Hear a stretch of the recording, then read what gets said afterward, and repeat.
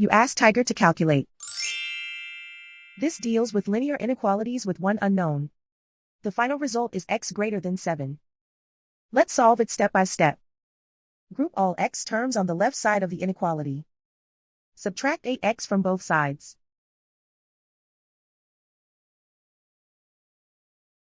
Group like terms.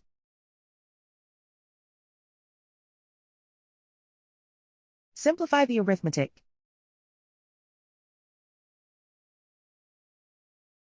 Group like terms.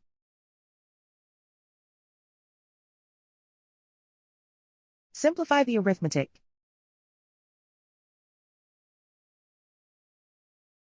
Group all constants on the right side of the inequality. Add 5 to both sides.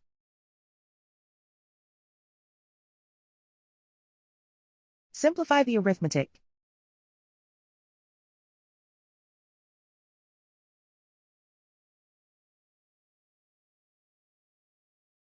Plot the solution on a coordinate grid.